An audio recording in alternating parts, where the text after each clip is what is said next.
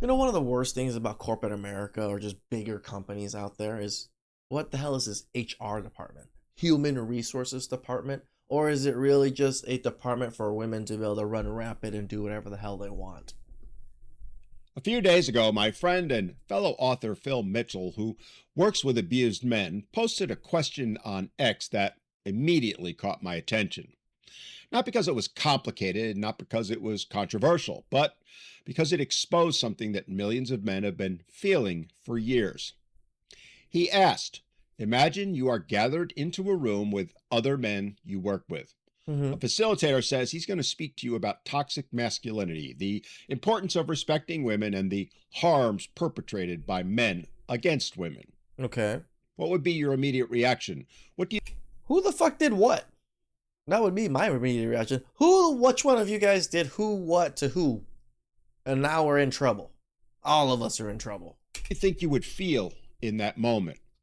What are your thoughts?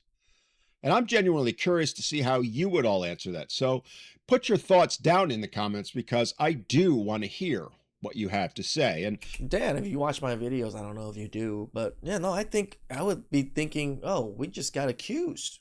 One of us just got accused. And it was bad enough now that all of us men have to get reprimanded because someone messed up or someone lied about one of us guys. That's exactly what comes to mind immediately when they bring us all into a group or a room and starts telling us toxic masculinity. I'm going to share with you my thoughts on this particular question and why it's so important that we have the discussion. So, the primary reason I'm asking you that, and I'm sure Phil is too, is because this is a scenario that we men face every single day in the workplace. Pretty I often. mean, picture it. You're at work, you've got Actually, my last job, which is my last corporate job, or my only corporate job, yeah, before I left, there was a lot of HR things going on because of this. We had to take this class of sexual harassment and all of these things individually for HR for us to keep our jobs. deadlines, projects coming up, customers to deal with. You've got other meetings to go to and bills waiting at home, not to mention the thousands of other responsibilities that come with being an adult. Then an email shows up. Mandatory meeting, attendance required. No explanations. You're just expected to show up. So you walk into the conference room and notice right away there's a dozen other men that are sitting there as well. And then the facilitator walks in. She turns on her PowerPoint, smiles, and says, today we're going to discuss toxic masculinity, respecting women, and the harm that men cause women. Now, I know what my thoughts would be as I've been in those trainings several times before. And when I did, I said to myself, why am I here? I said, see, Dan is like, why? I'm like, in my head, I'm like, who the hell one of you guys fucked up? Who fucked up? Which one of you guys fucked up? No, That's in my seriously, head. why am I here?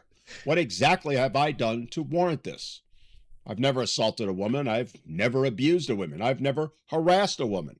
I've never committed any of the things you're about to spend the next hour talking about, never even been accused of them. So, why am I sitting here as though I'm somehow guilty, somehow connected to the behavior of other men that I've never met? And that's what makes these conversations so bizarre, because they begin with an assumption, the assumption that because I happen to be a man, I need to be educated about the actions of other men. I mean, imagine applying that logic anywhere else. Imagine gathering every woman in a company into a conference room to spend the next hour discussing false allegations made by women, or domestic violence committed by women, or parental alienation, or emotional abuse, or financial abuse. Imagine then asking them to stand up and talk about and reflect on all of the harm that women cause men. How well do you think that would go over? Yeah, that part is ridiculous. It's just like you're trying to make me admit that I've harmed other women by the way you're questioning me and the way you're having me answer these things. We all know, like a grenade. The company would be publicly called out, management would be doxxed, and an immediate boycott would be demanded.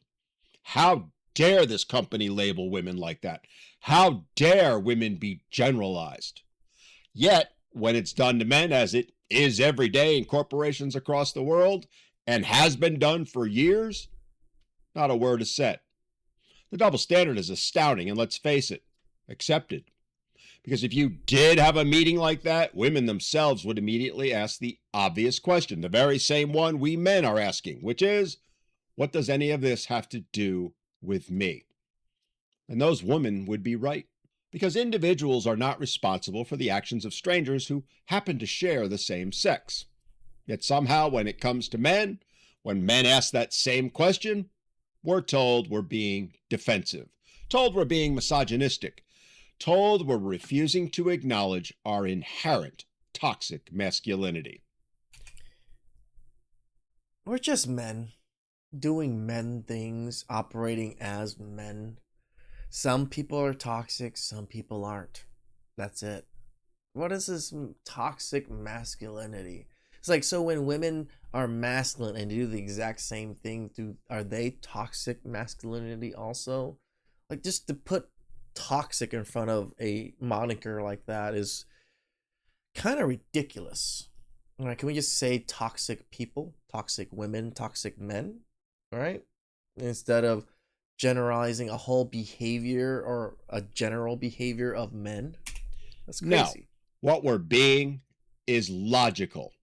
If you want to talk to people like adults, then treat them like individuals. Don't assign collective responsibilities simply based on whatever demographic they fit into. Yeah, the collective guilt thing is what they really try to put on men. It's like, oh, you didn't do anything bad, but Joe did something bad, and you're a man, so you should feel bad because Joe did that.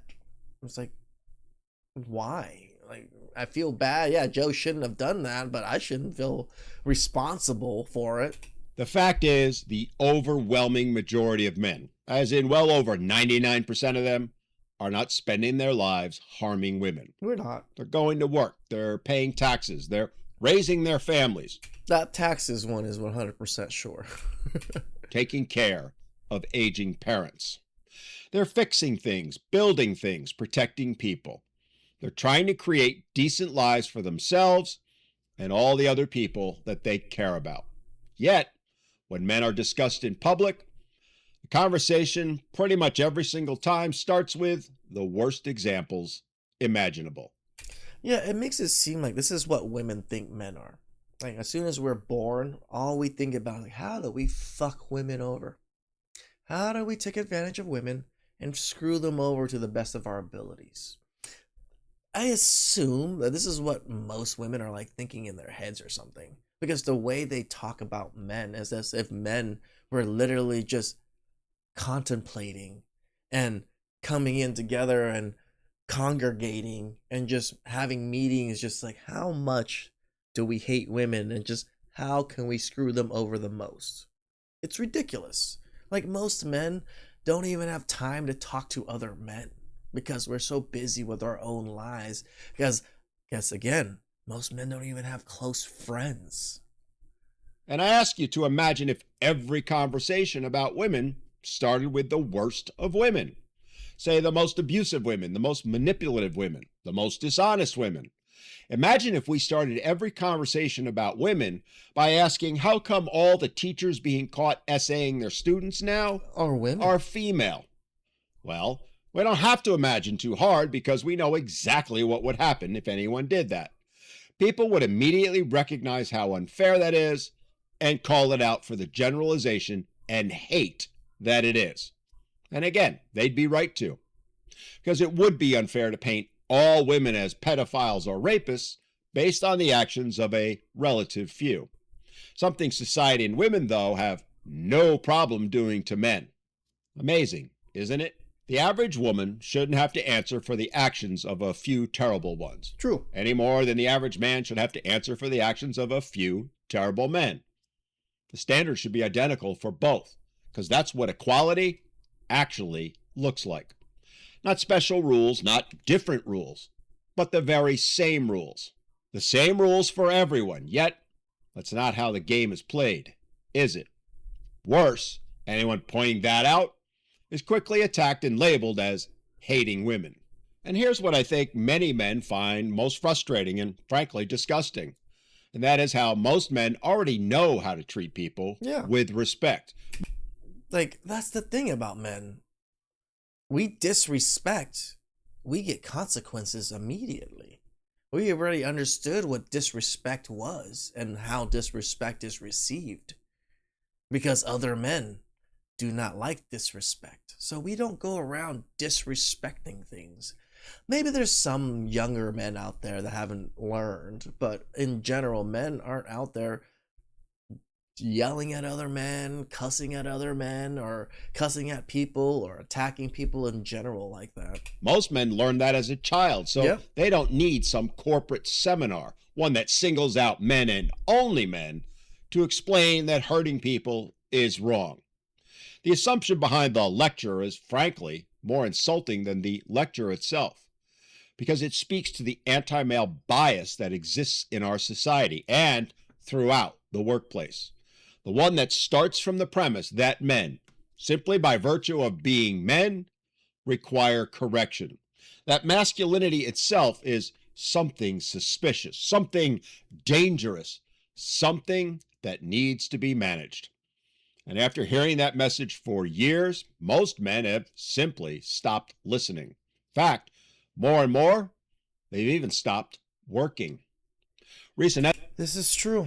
I know quite a bit of men that gave up. Like, gave up.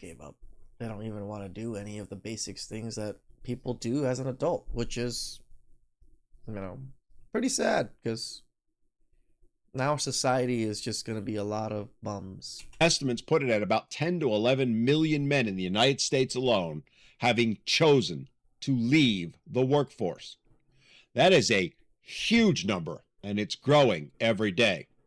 It's not because they hate women, not because they oppose respect, but because they're tired of being viewed through the lens of collective guilt, tired of the double standards and hypocrisy, tired of being labeled as a problem when they've never done anything wrong. At the end of the day, when I read Phil's question, my answer to it was immediate. I would feel angry. I would feel offended. I would feel targeted. And my first thought would be, why are you talking to me as though I've done something wrong when you know absolutely nothing about me? And guess what? That's exactly the question I asked in one of these seminars about 15 years ago. I asked it in front of everyone. I asked, why am I here? What have I done to warrant being called into this meeting? And why aren't there any women having to take it as well?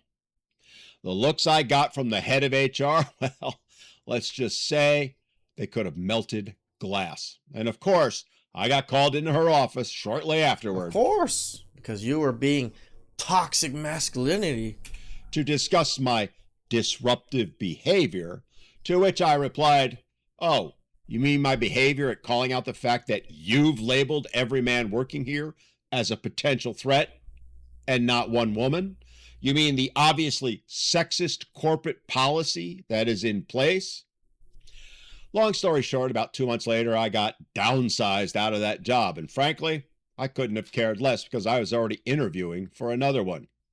And after that seminar and the meeting with HR, I'd already decided I wasn't going to work for that company anymore. Wasn't going to work for a company that was so blatantly sexist. And that's the thing too, right? Like, a lot of these companies aren't, but they just hire an outside HR company. That's the problem, right? It's just these HR companies themselves are their own entity, and they're just man-hating entities. So I was actually happy when they told me my position was being eliminated. And I sure as hell let upper management know exactly why. Because as I said, what man could ever feel safe in that type of working environment? One that automatically assumes the worst of men and views women as completely innocent. And maybe that's the real question society needs to answer, which is, why have we become so comfortable judging individuals by the actions of groups? Well, certain individuals by the actions of one group. Why are we so comfortable applying these labels to men? Labels we would never apply to women, blacks, Hispanics, or Muslims, just to name a few. I mean, can you imagine what would happen if, say, every black employee or Hispanic or Asian was called into a meeting about harassment? People would lose their minds and no one would blame them. Yet, it's exactly what happens to men every day. And the moment you start doing that, you've stopped treating people as individuals. And once that happens, you've already lost the conversation. And no amount of wokeness, DEI, or claims of equality are going to change it. So again, I ask you to imagine that you've just walked into that room and heard what it was about. And what would you then do? What would you then think? Let me know down in the comments. What is the very first thing that would go through your mind? Like I said, for me, I guess it was a little bit different than Dan is. It's like, why am I here? To me, it's like, who fucked up? It was like, somebody fucked up. Or somebody's fucking lying. Like that's how I think. But I guess that's just how my brain works. So please like, subscribe, comment down below. I really appreciate that. And catch you guys next time. Ciao.